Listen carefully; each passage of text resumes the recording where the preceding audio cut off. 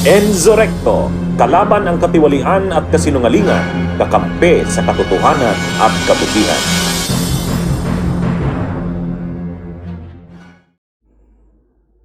O mga kabunyog, mga kababayan, itong si nandiyan na naman si Topacio.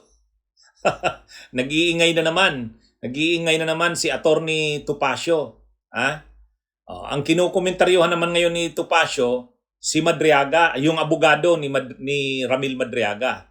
Ang abogado ni Ramil Madriaga, si Attorney Palad. Sabi ni Topacio, dapat daw ipadisbar. Dapat daw madisbar yan. Isulong daw ang disbarment case laban dito kay Attorney Palad, yung abogado ni Madriaga. Kasi nagkakalat daw ng chismis.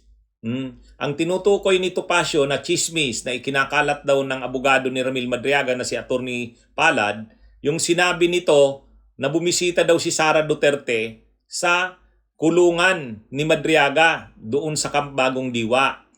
At kumalat din daw na itong si Arnie Tevez ay binisita rin ni Sara Duterte. Yan yung sinasabi ni Topacio na dapat daw idisbar si Palad kasi nagkakalat daw ng ganyang mga chismis na wala namang basihan. Ipinanawagan ng kampo ni dating Congressman Arnolfo Teves na tanggalan ng lisensya bilang abogado si Raymond Palad matapos ang akusasyong binisita ni Vice Presidente Sara Duterte sa kulungan ang kliyenteng si Ramil Madriaga. Balita mula sa Maynila, hatid ni Radyo Patrol, Steve Rash. Steve! Kung inanawagan si Atty. Ferdinand Topacio, abogado ng nakakulong na si dating kongresistang Arnolfo Teves, na tanggalan ng lisensya si Atty. Raymond Palad matapos itong igiit na binisita ni Vice President Sara Duterte sa kulungan ang testigong si Ramil Madriaga. Tinawag ni Topacio na kasuklam-suklama ang pahayag ni Palad at iginit na mali ang paggamit ito na impormasyon kaugnay ng pribadong pagbisita ng Pangulong Pangulo sa BJMP. Ayon kay Topacio, walang sapat na batayan ng aligasyon na layong takutin o sindakin si Madriaga para hindi na umano tumistigo laban sa pangalawang Pangulo. Ibinunyag din ng abogado na ihinang patumano sa issue si Teves na wala namang kinalaman sa kaso na anay lalong nagpahina sa mga aligasyon dahil dito hinimok niya ang mga kulang ahensya na imbestigahan si Atty. Palad patawan ng nararapat sa pahusan dahil sa munay paglawat sa etika ng pagiging abogado. Unang-una, ang sabi ni Attorney Palad, napanood ko yung interview sa kanya. Ang sabi umano ng kanyang kliyente sa kanya ay gusto siyang kausapin ni Sara Duterte. Gusto siyang kausapin ni Sara Duterte, kaya nga pumunta daw si Sara sa Camp Bagong Diwa. Pero hindi daw nakipag-usap si Madriaga. Ayaw daw ni Madriaga kasi decided na si Madriaga na hindi papipigil kay Sara Duterte. Dahil po ito ay sulat kamay ni Mr. Ramil Madriaga, ang old school ho ng interview ng panahon tanong-sagot. So dito kinukumpirma ni Caramel na 2 beses siyang binisita ni VP Sara. Yung isa ho, late night na ng gabi. At yung ibang bisita naman po ay yung mga staff niya na nagpunta doon sa BJMP. Positive po ito. We have other sources ho na nag-confirm na talagang binibisita ni Caramel, ni VP Sara si Caramel. Yung last visit ko po doon, nung visit ko po ng October 18, may nakamonitor din po kada darating ako doon. Kasi hindi mo basta pwedeng makausap si Caramel nang hindi alam ng warden. The next day, October 19, bumisita si VP Sara doon gabi. Then may kumalat na text na nagpunta daw ako doon, kinunan ko ng salaysay si Caramel. At the next day, October 19, gabi, dumating si VP Sara. Pero yung October 19, hindi na po siya hinarap ni Caramel. May mga personalidad din po na malapit sa office ni VP Sara, connected na talagang kinakausap siya at gustong pag-usapan na lang, ayusin yung problema. Yan ang sabi ni Attorney Pag. Kaya mali yung information ni Topacio. At yung tungkol sa pagdawit kay Arnie Tevez, hindi si Attorney Palad ang nagsabi niyan. Hindi rin si Madriaga. Si Secretary of Interior and Local Government, John Vic Rimulya. Mukhang mali yung kuha ni Topacio.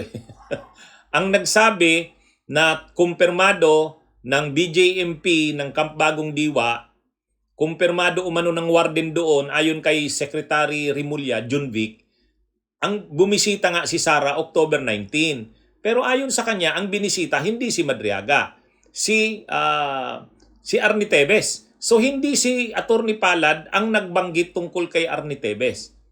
Ang nagbanggit ay si John Vic Rimulya. Binabanggit po nung abogado ni Madriaga na si BP Sara ay pumunta sa BJMP.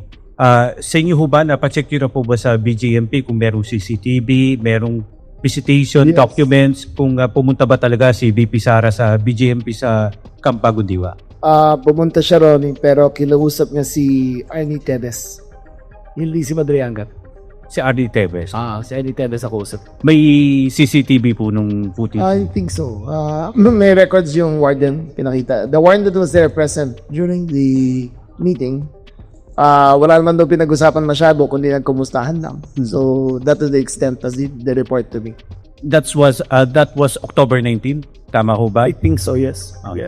Kasi ito kasing si Topacio, alam naman natin, yan ang abogado ni Arnie Teves. So, sabi ni Topacio, pwede daw madisbar ang abogado ni Madriaga dyan kasi binanggit pa daw yung kanyang kliyente, si Arnie Teves, na di umano binisita ni Sara Duterte. Hindi daw totoo yan.